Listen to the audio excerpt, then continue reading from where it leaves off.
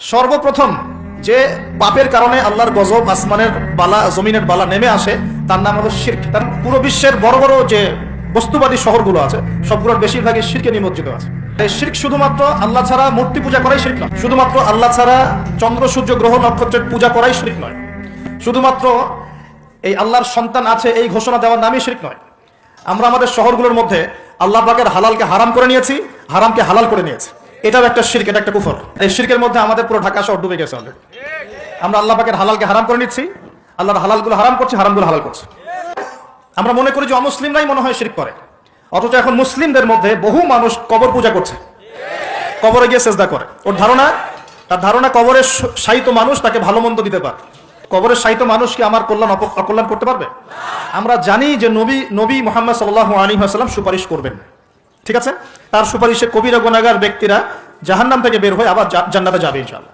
আমরা জানি আল কোরআন সুপারিশ করবে, আমরা জানি যে রোজা সাওম সুপারিশ করবে, আমরা জানি দান সদকা কিয়ামতের মাঠে বান্দাকে ছায়া দিবে, কোরআনে সূরা আলে ইমরান, সূরা বাকারা, সামিয়ানার মতো বান্দাকে ছায়া দিবে। আমরা জানি আলেম ওলামা সুপারিশ করবে, হাফেজে কোরআন সুপারিশ করবে, আমরা জানি শহীদগণ সুপারিশ করবে। সুপারিশ এক জিনিস, কিন্তু মৃত মানুষ কি আমাকে কল্যাণ অকল্যাণ দিতে পারে?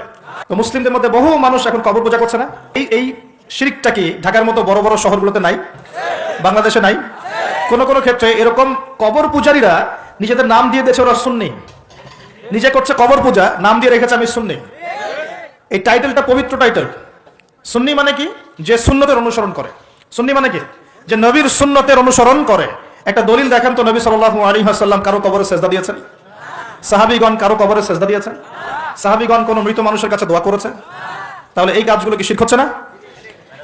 এই জিনিসগুলো চলছে, এগুলো আল্লাহর গজব নামিয়ে নিয়ে আসে। আরো আছে, আমরা শিরক মানে শুধু এটাই মনে করি যে আল্লাহর জন্য নামাজ পড়তে হবে, অন্য কারোর জন্য পড়া যাবে না, আল্লাহর জন্য কোরবানি করবো, অন্য কারোর জন্য করা যাবে না।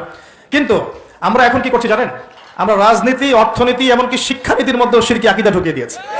যেমন রাজনীতির মধ্যে ঢুকিয়েছি সমস্ত ক্ষমতার উৎসকে জনগণ। এটা আমাদের একটা পলিটিক্যাল কনসেপ্ট, তাই না? আল্লাহ পাক বলছেন তাবারাকাল্লাযী বিয়াদিহিল মুলক, তাবারাকাল্লাযী বিয়াদিহিল মুলক, সূরা মুলকের 1 নম্বর আয়াত। এবং এই সূরা মুলক আল্লাহ পাক আপনাকে রাতের বেলা পড়তে বলেছেন। রাতের বেলা পড়লে আপনি কবরের আযাব থেকে বেঁচে থাকবেন ইনশাআল্লাহ। কেন বেঁচে থাকবেন? কারণ এখানে আল্লাহ পাকের একনিষ্ঠ তাওহীদের বর্ণনা দেওয়া আছে, যা আপনাকে কবরের আযাব থেকে কে বাঁচাবে? আল্লাহ। তাওহীদ, আল্লাহ বাঁচাবেন ইনশাআল্লাহ। এর প্রথমেই আল্লাহ বলছেন তাবারাকাল্লাযী, বরকতময় সেই আল্লাহ, বিয়াদিহিল মুলক, যার হাতে হচ্ছে সমস্ত কর্তৃত্ব, ক্ষমতা। ক্ষমতার মালিক কে? আল্লাহ পাক সূরা আলে ইমরানে বলছেন কুলিল্লাহুম্মা মালিকাল মুলক, হে আল্লাহ বলো, আল্লাহ, হে আল্লাহ তুমি হচ্ছে রাজত্বের মালিক। রাজত্বের মালিক কে? তুতিল মুলকা মান তাশা, তিনি যাকে ইচ্ছা রাজত্ব দেন। ওয়া তানজিউল মুলকা মিম্মান তাশা, যার থেকে ইচ্ছা রাজত্ব কেড়ে নেন। তাহলে এর মালিক কে? আল্লাহ। ফিরআউনকে কে রাজত্ব দিয়েছিল? আল্লাহ। আর তাকে কে ডুবিয়ে দিয়েছে? আল্লাহ। তাহলে দেয়ার মালিক কে? আল্লাহ। ডুবিয়ে দেওয়ার মালিক কে? আল্লাহ। আবার দাউদ আলাইহিস সালামকে কে দায়িত্ব দিয়েছিল? আল্লাহ। সুলাইমান আলাইহিস সালামকে কে এই বিশ্বের শাসক বানিয়েছে? আল্লাহ। ইউসুফ আলাইহিস সালামকে জেলখানা থেকে বের করে মিশরের শাসক কে বানিয়েছে? আল্লাহ। মুহাম্মদ সাল্লাল্লাহু আলাইহি ওয়াসাল্লামকে মক্কা থেকে শূন্য হাতে মদিনায় নিয়ে গিয়ে মদিনার শাসক কে বানিয়েছে? আল্লাহ। তো এটা দেয়ার মালিক কে? আল্লাহ। আল্লাহর মনোনীত বান্দাগণ যখন দায়িত্ব পেয়েছেন, তারা কি আল্লাহর বিধান বাদ দিয়ে অন্যের বিধান দিয়ে দাসত্ব করেছে? তাহলে আমরা তো খলিফা শব্দই বুঝি না। আমরা এই পৃথিবীতে কার খলিফা? আমরা এই দুনিয়ায় কার খলিফা? খলিফার দায়িত্ব কি? আল্লাহ পাক সূরা সদের মধ্যে বলছেন, ইয়া দাউদ, হে দাউদ, ইন্না জাআলনাকা খলিফাতান ফিল আরদ, হে দাউদ আমি তোমাকে পৃথিবীতে আমার খলিফা করেছি। কি করেছি? কে করেছেন? তোমার দায়িত্ব হচ্ছে ফাহকুম বাইনান নাসি বিল হক, মানুষের মাঝে হকের মানদণ্ডে বিচার ফয়সালা করো। হক, সত্য, সত্য মিথ্যা, ন্যায় অন্যায় চূড়ান্ত মানদণ্ড কি?